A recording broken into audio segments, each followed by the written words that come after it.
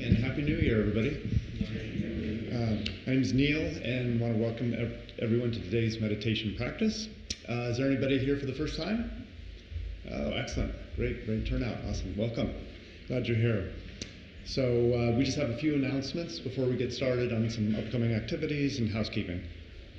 So if you haven't silenced your phones, please do so at this time, and put your phones away so you can be fully present for the talk and meditation. If you have to use your phone, you can do so out in the meditation hall. So this week, we invite you to join us for our weekly Medicine Buddha practice in person here or online at 6 p.m. on Tuesdays.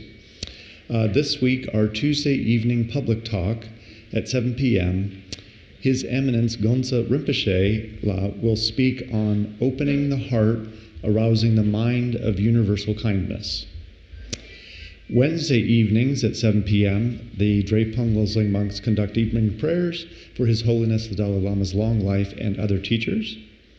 On Thursdays at 4:30 p.m., the Drepung Loseling monks conduct the Protector Puja for smooth journeys, success of interviews and medical treatments, and new businesses. And then we do have a date change for our popular 5-class foundation series. Originally scheduled to begin on January 10th, has been moved to January 17th. This series which is ideal for beginners, is taught by Geshe Nangwang Pende, and it will be held online via Zoom. So the series will begin with an introduction to Buddhism and continue with retreats on the four universal Buddhist meditation practices through May. This series is a prerequisite for the intermediate series and other retreats. So it starts on January 17th, and it's usually one Saturday for each month through May. So today, joining us after our basics of meditation, we have our Sunday Chai social hour in the gallery outside. So you're all welcome to join. It's hosted by our members and volunteers that very first Sunday of each month. As a reminder, please do not park on the grass behind the building. If you need additional parking, there is parking in the school that's next behind us, and you can walk across from the school if our parking lot's too full. So information on all events can be found in the lobby or on our website, drepung.org. If anyone's interested in volunteer opportunities or get more involved in supporting our center and programs, please see me or anyone with a name tag or our volunteer coordinator, Michael Duffel. If you're interested in becoming a member to support our ongoing programs and take advantage of benefits like discounts on courses and retreats, applications can be found in the library, or you can also register online. And the library is actually one of the benefits of our membership, is that you can check out books from our very interesting and curated library. There is a donation box near the entrance of this room. Your generous support helps us continue to offer programs and services like this to our Atlanta community and to those around the world through our online platforms. So today we're pleased to announce that in partnership with Emory University, our monthly Basics of Meditation sessions, held on the first Sunday of each month, will be led by a member of the Cognitively Based Compassion Training, known as CBCT, team from Emory's Center for Contemplative Science and Compassion-Based Ethics, referred simply to as the Compassion Center, whenever Geshe Lobsang is not in town. So now please rise as we welcome our guest teacher for today's practice, Leslie Langbert. She's Assistant Director of CBCT Teacher Certification at Emory's Compassion Center.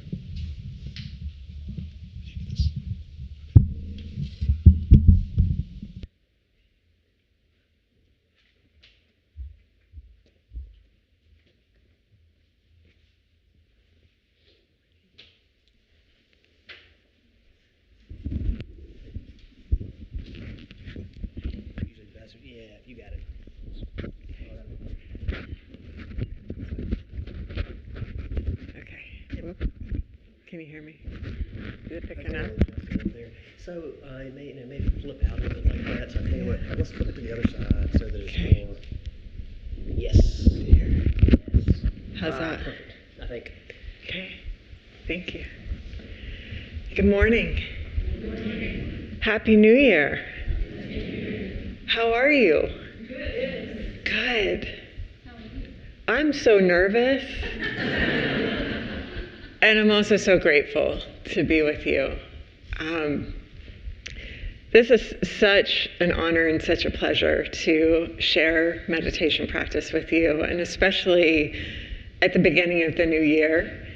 How many of you are here at Drepung for the first time?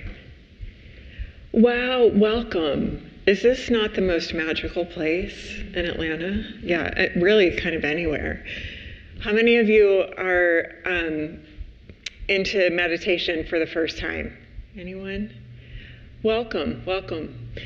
So today, this will really, for those of us that have been meditating for quite a while, this will be kind of a return to basics. And for those of us that are perhaps engaging with the practice for the first time, welcome.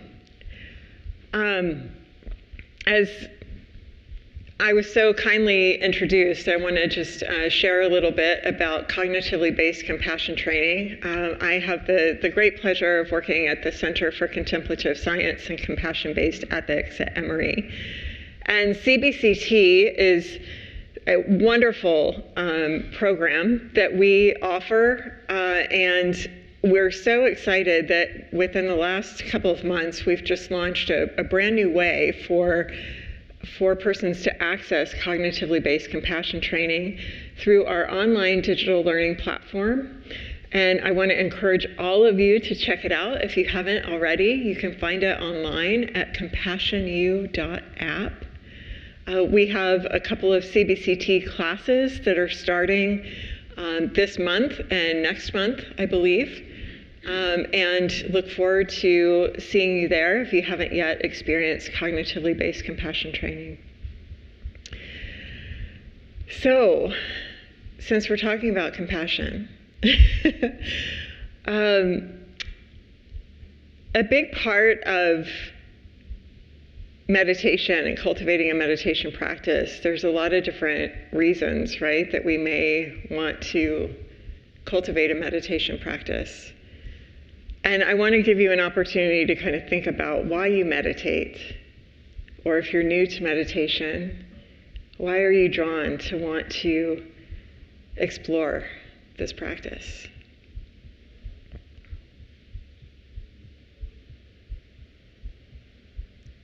And perhaps one of the motivators that came up for you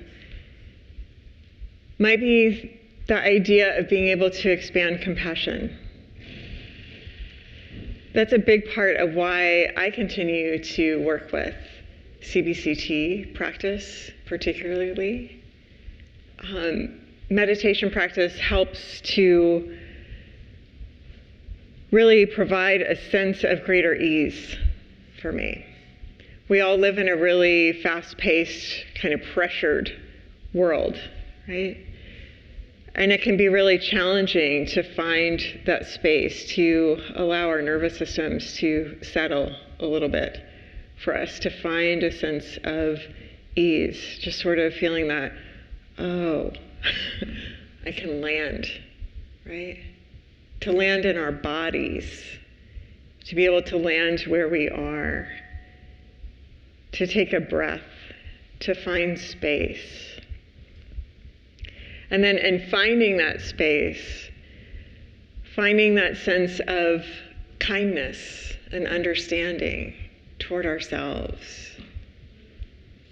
And from that place, that opens us up to being able to expand our sense of understanding, our sense of kindness, our sense of compassion for others.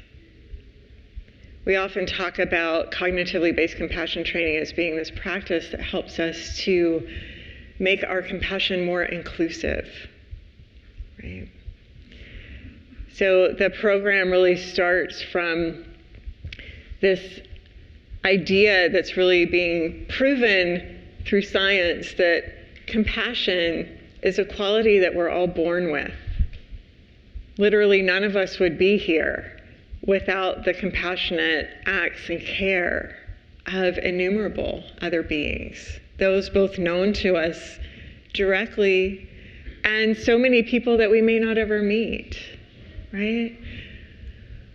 But our feelings of compassion, our compassionate response, is often biased, right? It's restricted to those that we feel close to, those that we identify with, those that we hold dear. That's often our friends, right? Our family members. And when we work with the systematic practice of meditation and other practices that we describe as informal practices in CBCT, what we find is that we're able to widen that circle of those dear to us. We're able to make our compassion more inclusive, to include more and more others around us. And what does that do for us, right? What does that do for us to expand that sense of compassion? There's a lot of research that's been emerging around this that shows that when we cultivate compassion, it's actually beneficial for our health and our well-being, right? So it turns out that actually being kind and really being understanding of others, deepening that sense of empathy, along with that motivation to want to alleviate the suffering of others, benefits us as well.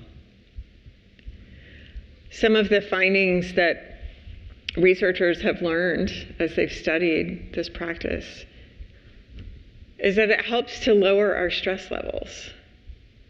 And when we find that we encounter stressful situations, we're able to return to those pre-stress levels more quickly.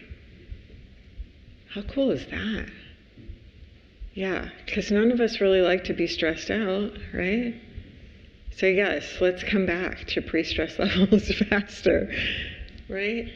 We're also able to identify what others are feeling more accurately. They refer to that as empathic resonance. And that's such an important skill to have, right? Because it helps us to feel more connected with people that we're close to. It helps us to feel that we're understood as well as being able to understand others. Yeah.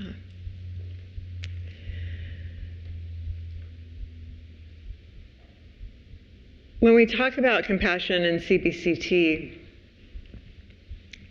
the definition that we use is this feeling of warm-heartedness that unfolds when we recognize the suffering of others and we feel motivated to relieve it.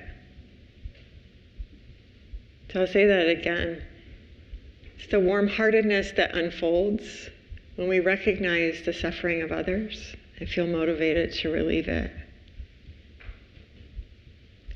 So the key in there is a sense of warm-heartedness, right? We can recognize that others are suffering, but we may not feel motivated to alleviate it, right? If there's a sense of indifference toward the one who's suffering, then we notice it, but we're busy and we move on. We have things that we need to do, right? Or if we notice that another is suffering, but we have a feeling of aversion toward them, if we see them as other, as not like us in some way, or perhaps maybe not deserving of our compassion, then when we see that they're suffering, our response might be the sense of schadenfreude, right? Do you know that word? Yeah. Taking delight in the suffering of another. Yeah. We may feel like, oh, well, they deserve it. Yeah. But when we feel a sense of warm-heartedness, when we feel a sense of tenderness toward others, that shifts things for us. When we see another suffering, there's this natural desire to want them to be alleviated of that suffering, right? We want them to feel at ease. We begin to recognize that they too, like us, have the same share the same desire to be content, to be at ease, to not experience pain. But we know that part of being human is that we experience ups and downs. Different things happen that we don't want to happen, right? Sometimes we get things that we don't want. Or we don't get the things that we do want. And how do we navigate that? How do we navigate that in such a way that we can continue to feel resilient?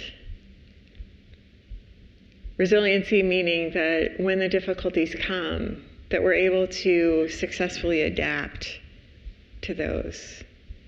I know a lot of the time, we talk about resilience as being this sort of bouncing back from adversity. And I feel like, I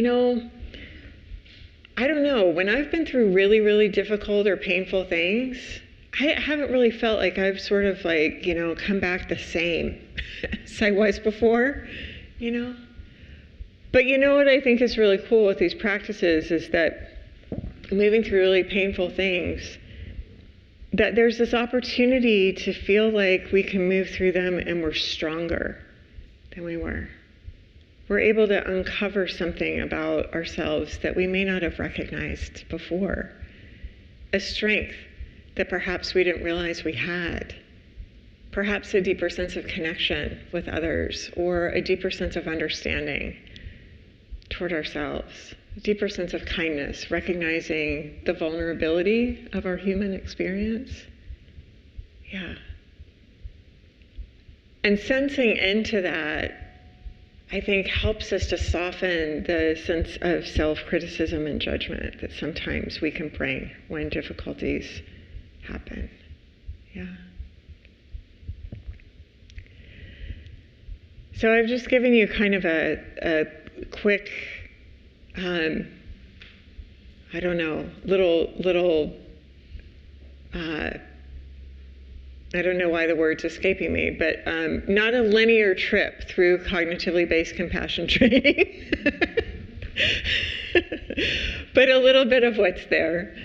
I know usually when we come to the Sunday meditation practice, we generally don't talk to each other, right? We take in the teaching from the really incredible monks that are here that offer so much to us. But what I want to offer today is a little bit of a shift for that, particularly because we're in the first Sunday practice of the new year. And this is a time for many of us when we set intentions, or perhaps really kind of think about how we want to start a new beginning of the year. Or maybe renew into habits that we've created and think about how we want to deepen those. So I want to give you about 2 minutes just kind of to reflect on your own silently about perhaps your own intentions for your meditation practice. What motivates you to practice? Or what's motivating you to want to develop a practice or be curious about a practice. So just take a moment or two just to think about that. And after a couple minutes, I'll invite you to turn to the person next to you. And if you're sitting next to someone that you already know, I'll invite you to turn to the person on your other side so that there's an opportunity to meet someone new.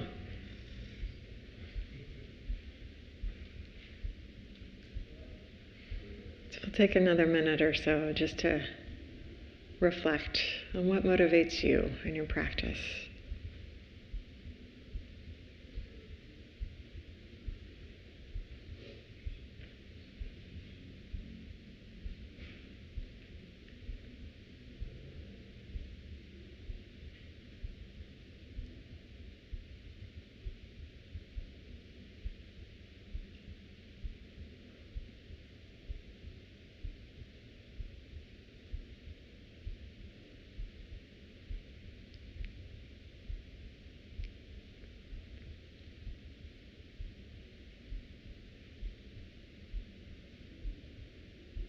Okay.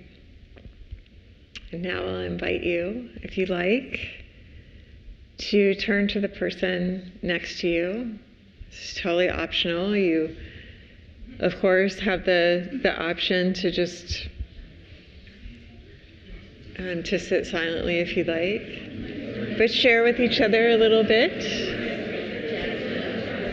about what motivates you in your practice.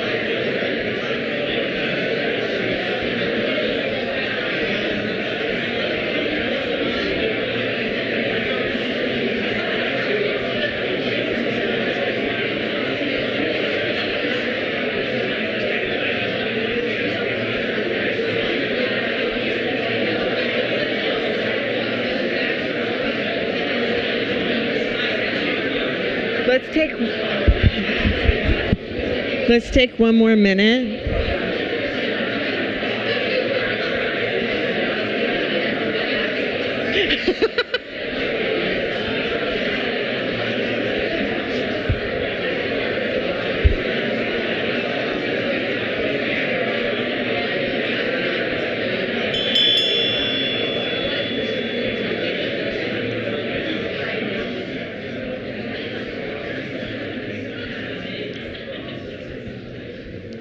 I know you were just getting started.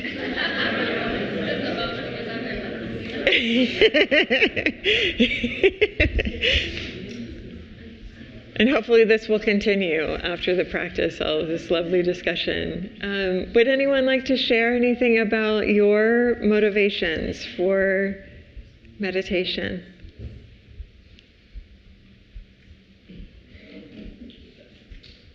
Any intention that you're... Yes. Hi. Hi, I'm Dane. Hi, Dane. Quite simply, for me, it was a reflection. I'm not new to meditation, but a way to repurpose myself or recenter myself is recognizing, let's face it, we're in weird times right now. Yeah. It's important for me to be present for others, to have a compassionate mindset, to figure out where people are struggling, where I can be present, where I can help. I can only do that if I'm present for myself. Oh, beautiful. Thanks, Dane. For those online, Dane just shared that it's really important for him and his practice to recenter in order to be able to be present for others, recognizing how valuable that is to be grounded and centered for himself first. Thank you so much. Others? Take one or two. Hi. Hi. I've noticed that when I'm self-focused, I can get really upset about what's happening to me. And when I've had a practice, it helps me get out of my own head, which is personally helpful. That's very nice. And then I also want to be somebody who does things for other people. When I get out of my own head, I'm able to do that. And I have done it more and more, which I really like about myself. So I'm glad you mentioned the intention for reminding me of that. Oh, great. Thank you so much. Yes, this is another beautiful reminder and intention that we often, and we all, I think, are vulnerable to this. We get kind of caught up in our own experience, kind of our own story, and in our own head, and our practice can help us to actually shift out of that, to be able to be more aware of others and what's happening around us. And it feels good when we're able to extend compassion and to be present for others. Yeah. One more? Hi. A lot of times you hear those expressions of what doesn't kill you makes you stronger. And that always really made me angry. And so through meditation, what I have found is a different way to see that through a different lens. And that's it deepens your capacity for empathy. Those trenches that you've been in, that when you come up out of them, when you look around and see that you survived it, but then you can identify, like, oh, you're in that place right now. I can talk to you, and it feels so much better to have someone who knows the experience versus someone who's read about the experience. Yes. And so now it's become suffering is this valuable, precious tool that I embrace and can look at with warmth and compassion and say, but this is actually, it is going to make me a better human. Yes. Because I haven't gone through it. Oh, beautiful. Thank you for that. So I'm not going to be able to share this as beautifully as she did, but really the essence of this is her practice supporting, and cognitively based compassion training, we talk about this in self-compassion, this ability to really recognize that the difficulties that we experience, while they're painful, we have the ability to find growth in that, and sometimes to find meaning in that, but it can be a catalyst to actually deepen our sense of empathy for others that are moving through something similar. And in that, when we're able to make that connection, shows us that power of being able to help alleviate the suffering that others may be experiencing. I just want to add to that what you said, right? So Dalai Lama and Desmond Tutu were very good friends before Desmond Tutu passed away. They had written a book called the Book of Joy. They have exactly explained the same thing, that in the end, compassion is not self-centered or selfish. Yes. When you see that we are all in the same storm, maybe different boats as they say, but as you go through that storm, somewhere you realize that you are not alone in that storm. That's right. That compassion allow everyone else to be part of that journey. Yes. And that's what they written in the book as well. Thank you. Thank you. So there's a beautiful reference to the Book of Joy. That was a book of conversations between His Holiness the Dalai Lama and Archbishop Desmond Tutu about how when we move through the storm that we recognize that we're not alone and that others have experienced that. Beautiful. Thank you all so much for sharing your beautiful intentions and what keeps you in your practice and what will hopefully sustain you through your practice in this year. Before we move into meditation practice today, we are going to get in a nice, juicy, what I hope will be a juicy practice together. I want to just connect with a couple of things about practice. I find that I am a person that I can tend to be in my head a lot. And I found that it's also really important for me to also be able to drop into sensation in my body. And that's a really big part of my personal meditation practice and part of what I want to share with you this morning as well.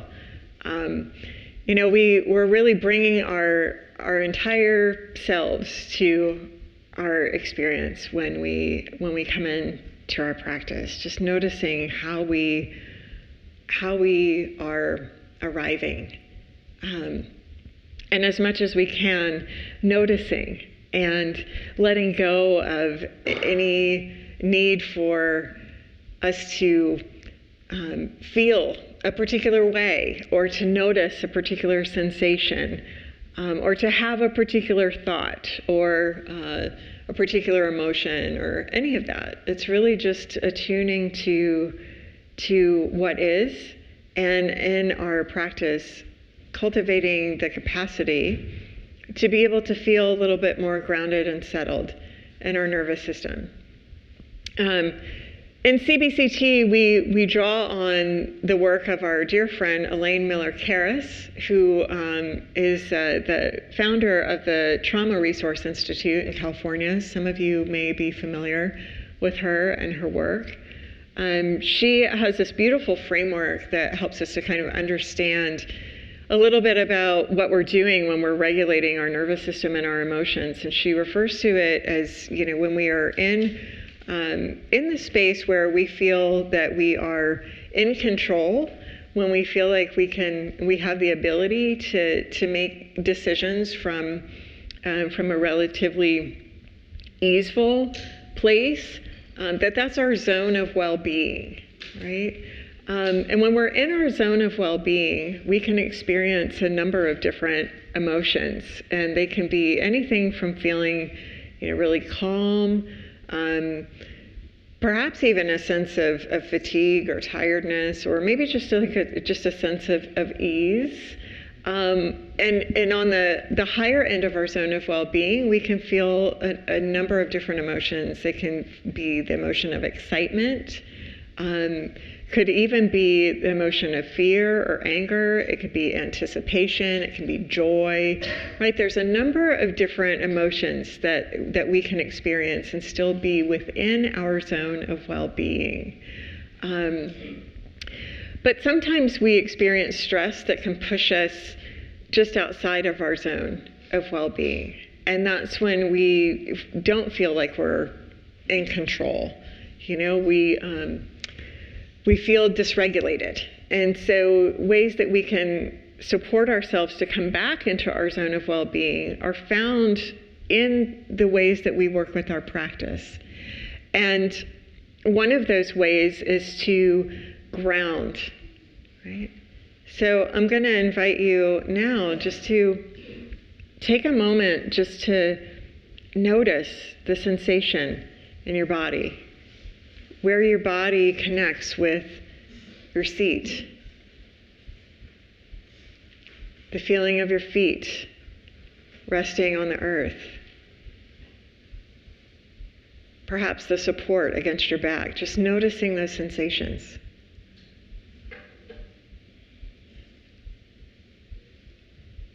And as you notice those sensations, perhaps feeling your body relax a little bit more into that support. It's grounding.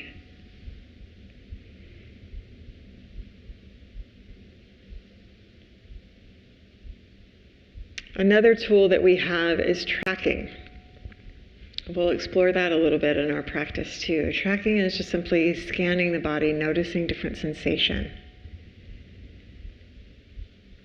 We notice perhaps where the body is feeling warm, or where there might be a sense of coolness,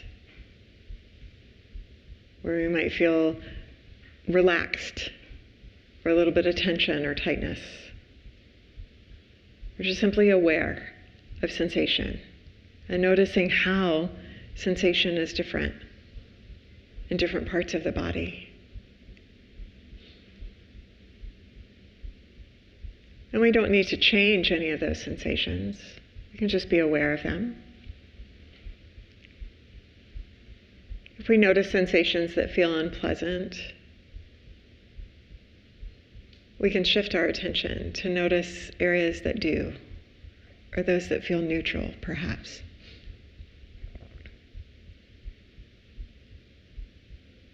And when we shift our attention in that way, that's the strategy of shift and stay. We can shift our attention away from something that feels unpleasant to something that feels pleasant or feels neutral, and allow our attention to rest there.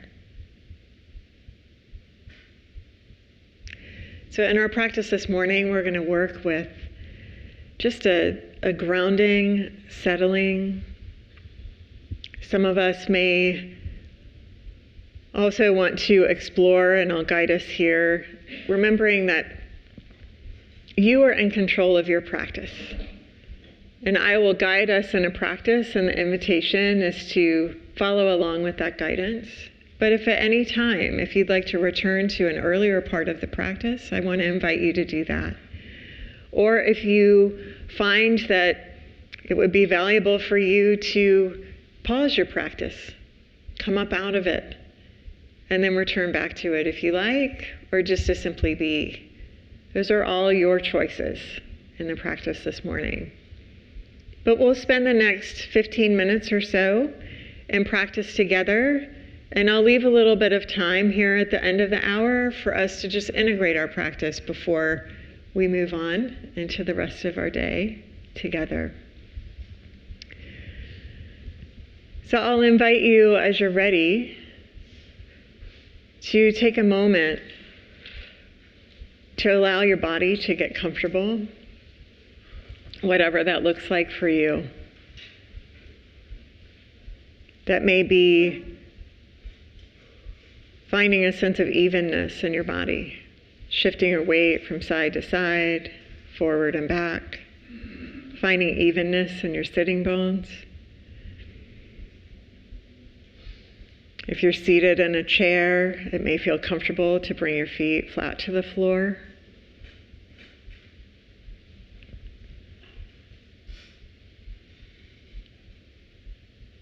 Gently lengthening your spine to allow ease of breath to move in and out of your body. Perhaps imagining your spine like a stack of coins.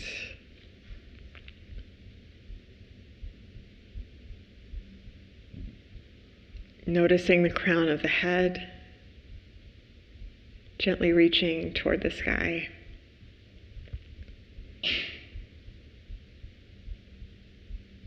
It may feel comfortable to allow your eyes to gently close, or perhaps to just simply drop your gaze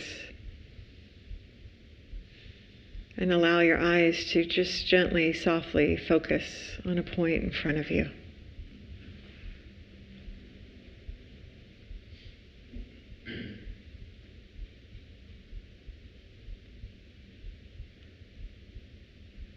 Just taking a minute here to notice how you're feeling in your body.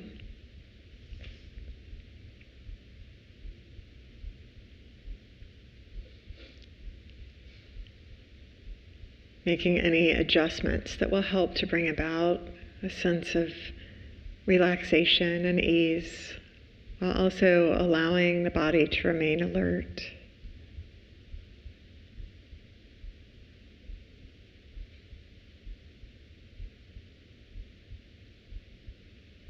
As you're ready, taking a moment to just notice your breath.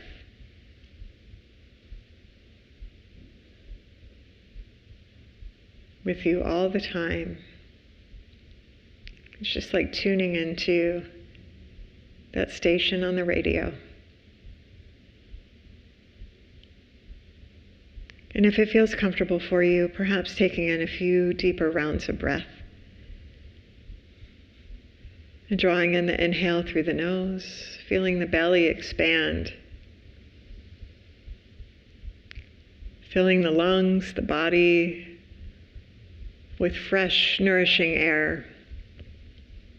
Oxygen infusing all of your tissues. And as you exhale deeply through the mouth, inviting a release of tension, tightness, stressors.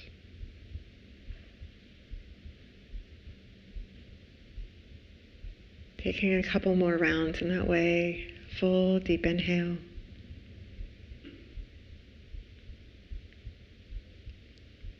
And a deep, complete exhale.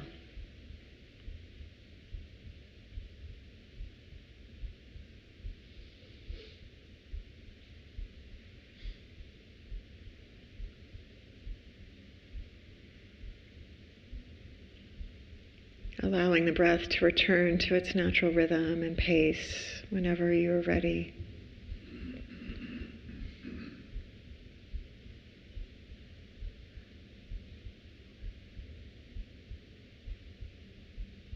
And dropping awareness from your thinking mind into the body.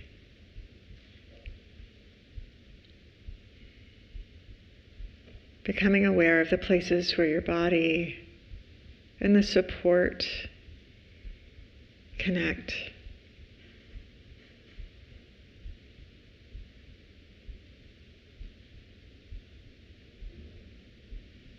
Allowing your lower body to relax more deeply into the chair, the cushion.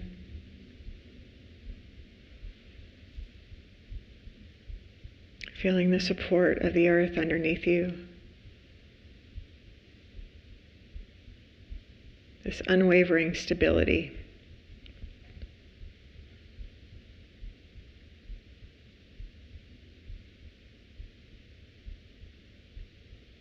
Allowing your body to be held by the earth.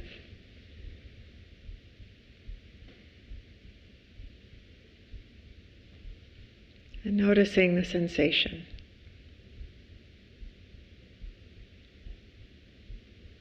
The gentle sense of pressure, perhaps.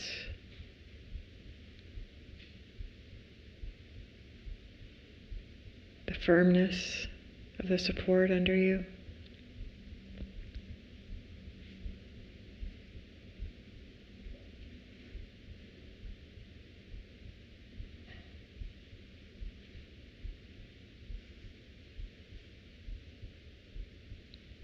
And perhaps moving your awareness now to gently scan the body, starting either from the soles of the feet or the crown of the head.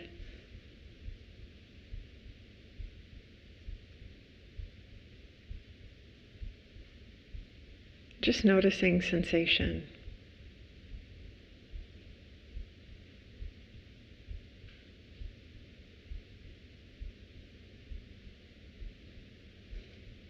And if there's an absence of sensation, just noticing that as well.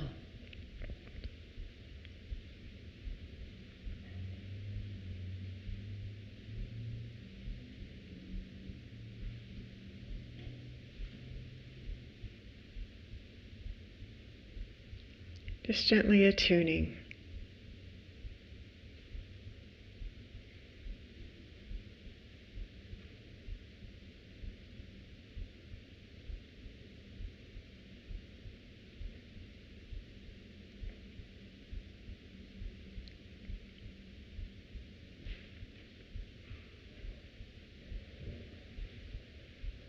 Perhaps noticing the gentle rise and fall of the chest or the belly with each breath.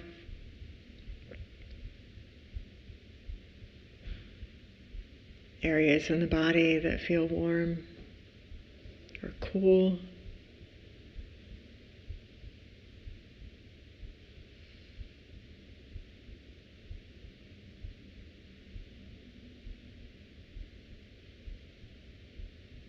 The gentle pulsing of the blood circulating.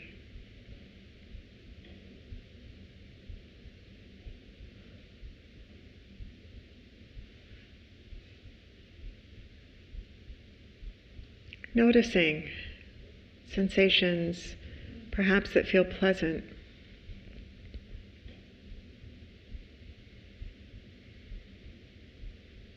Noting sensations that feel neutral.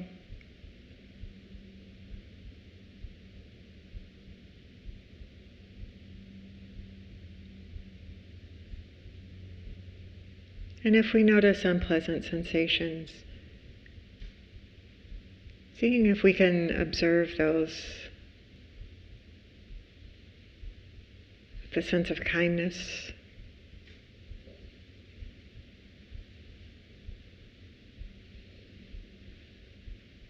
If we like, we can shift our attention to notice the sensations that are pleasant, or to notice those that feel neutral, and allow our attention just to rest there.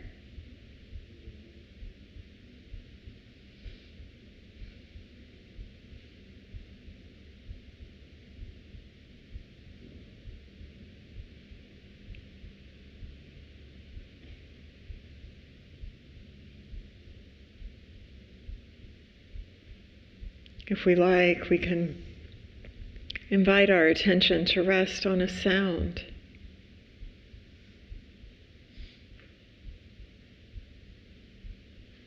Or on the rhythm of our breath.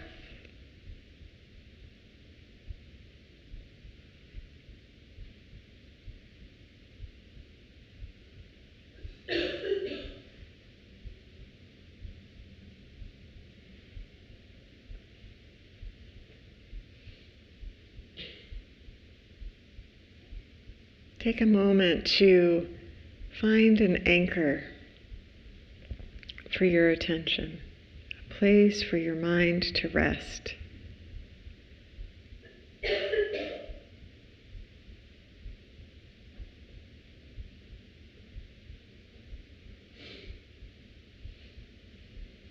remembering how natural it is for the attention to wander away.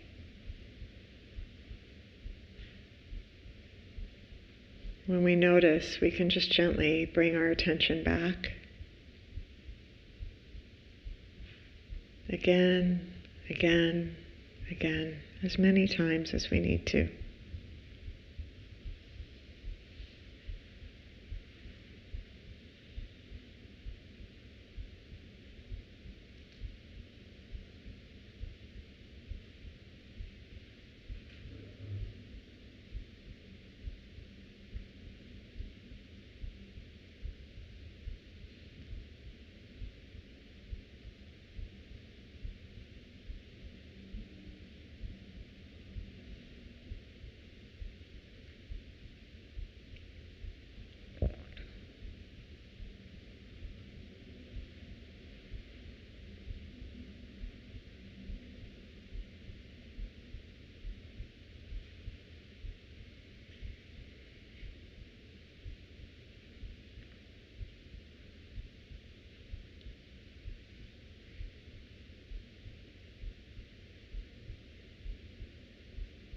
We may notice a sense of frustration if the mind wanders a lot or the mind feels busy.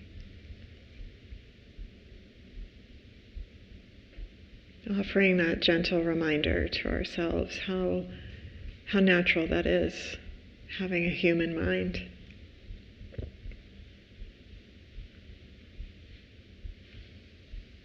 When we notice that our attention has been distracted away from where we want it to be, that's the practice itself. We can choose to shift our attention back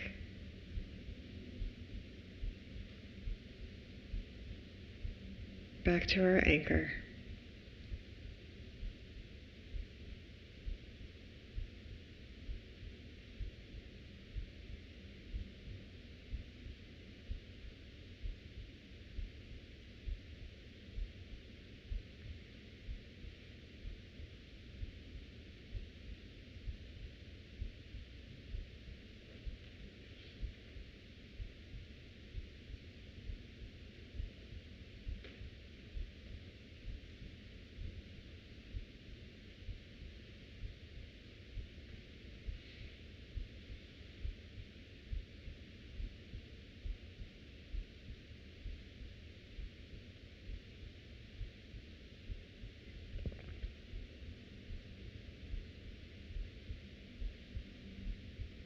The body may begin to feel sleepy, heavy.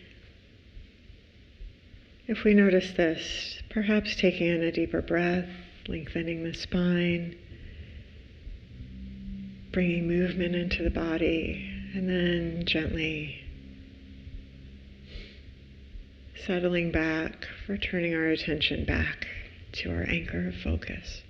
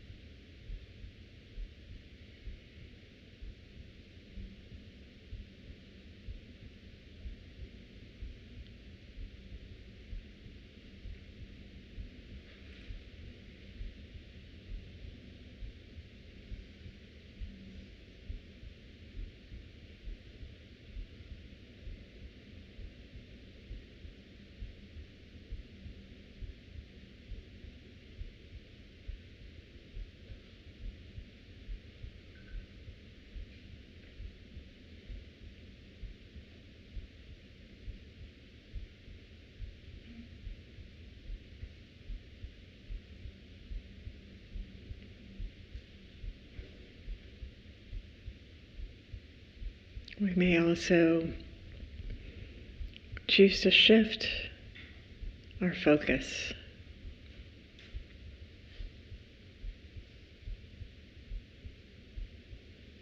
If the anchor we began with feels challenging to hold on to, we can shift our attention to a different sensation, a sound, the breath.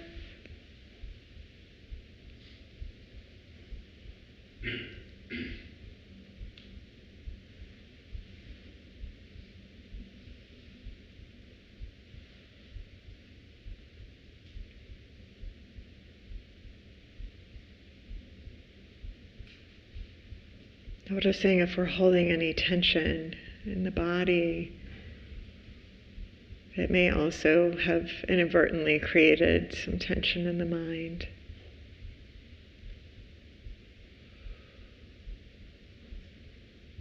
Checking in with the jaw, the shoulders, allowing them to relax.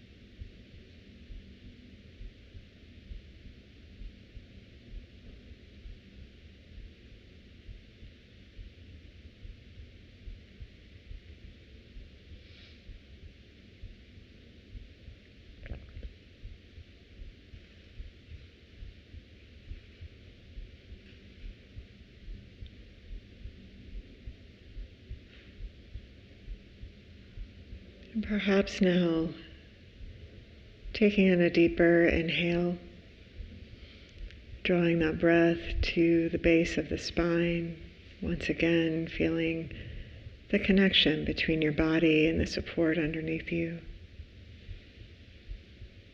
Exhaling deeply, expanding awareness to notice the fullness of the body.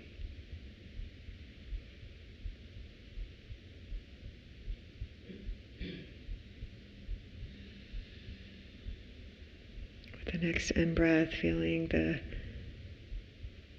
body front and back.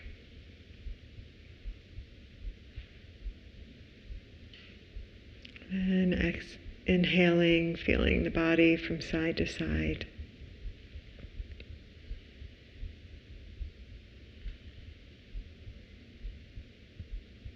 Gently expanding your awareness to those on either side of you, those in front of you, behind you.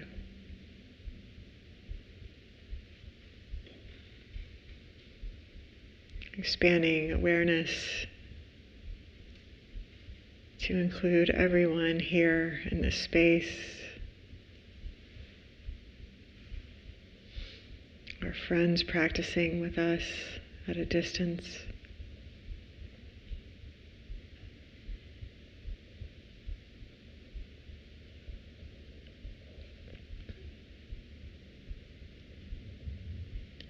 As we prepare to conclude this meditation, perhaps taking a moment to dedicate any benefit of our practice to the wish for peace, health, and well-being for those that we know are in need.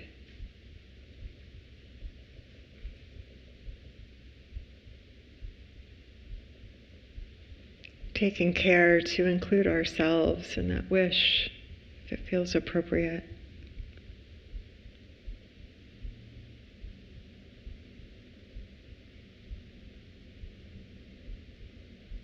And perhaps setting an intention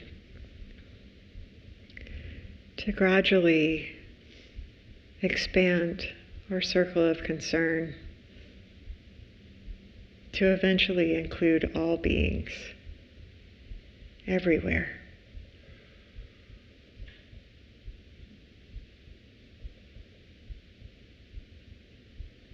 Thank you.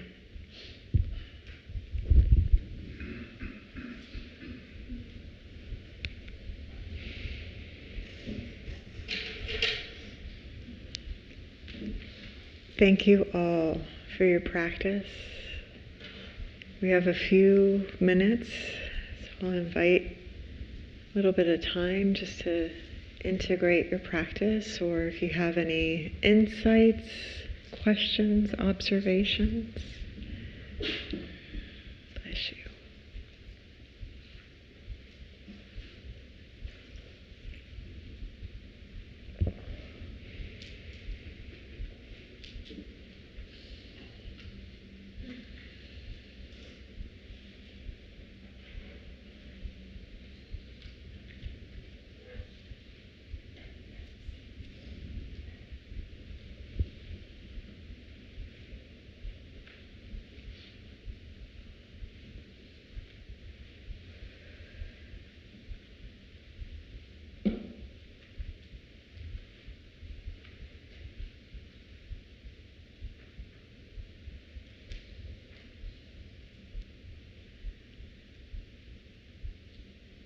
Any last thoughts? Yes. No. Okay, compassionu.app. And it's Chai Sunday. Thank you for being here. Happy New Year to you. Have a good day.